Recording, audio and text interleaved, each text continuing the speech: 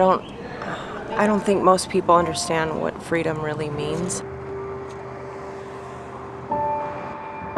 Inmates may not be called slaves, but when you look at the behaviors, when you look at the laws, when you look at the characteristics of those individuals who are doing these jobs, they're very similar. They feel that, yes, you are disposable, because you know what, if something happens to you, who cares? What does it matter?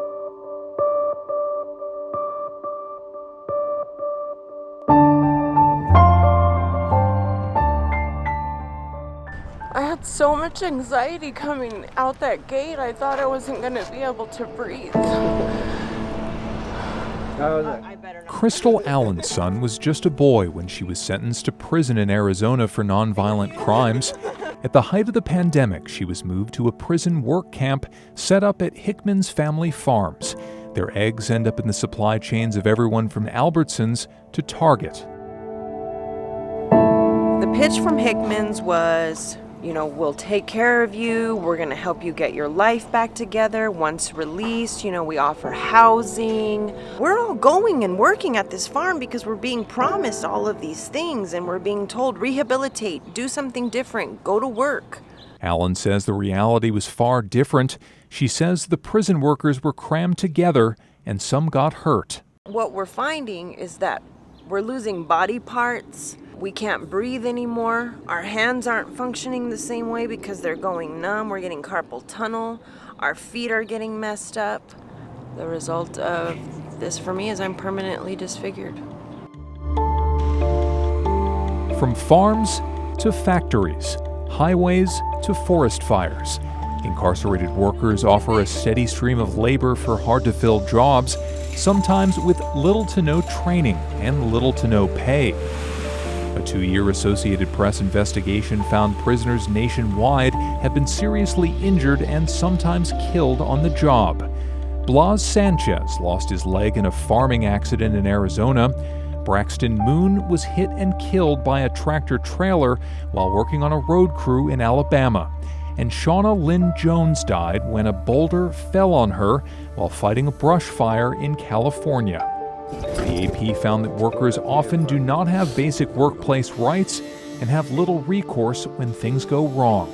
So if you're incarcerated and you're injured on the job, the normal protective laws, workers' compensation, the Occupational Safety Health Hazards Act, OSHA, those don't apply. That's because they often aren't considered employees. And with so many legal hurdles, it can be difficult for prisoners to sue.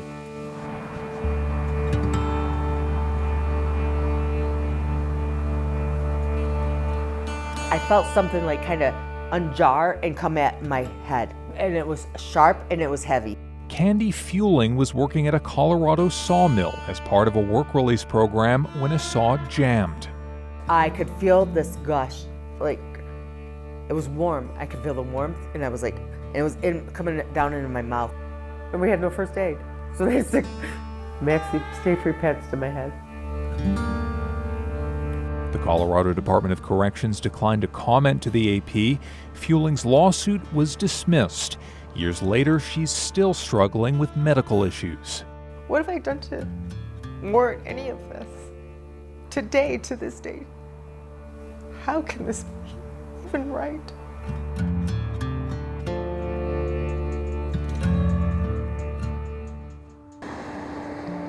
It's impossible to know how many incarcerated workers are hurt or killed each year, partially due to privacy laws and because prisoners often don't report injuries, fearing retaliation or losing privileges.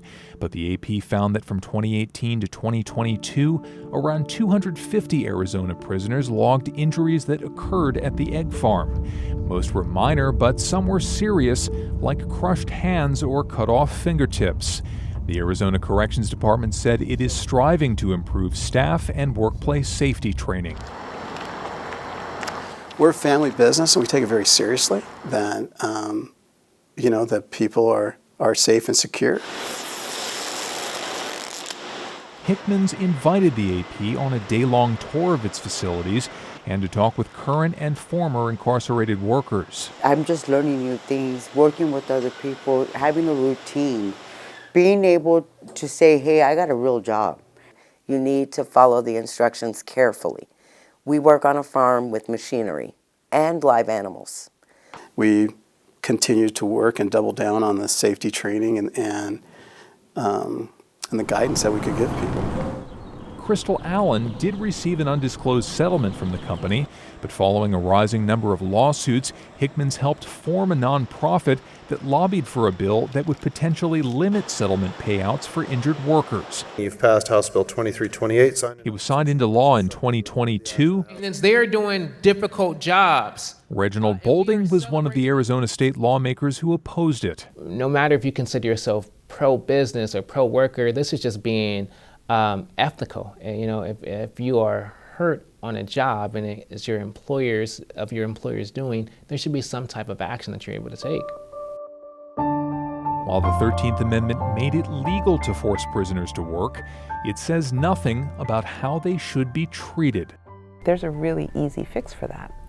A legislature, if it was so inclined, could pass a law that recognizes that people who work behind bars are in fact employees and therefore are protected by the variety of legal instruments that protect you and me. Guess what? I could show you pictures now for free. Yes, Not it's spend. not going to cost 50 cents to $1. Load up. When you go to the grocery store and you get your eggs, I just think it would be smart to think about what another human being had to go through in order to put food on your table.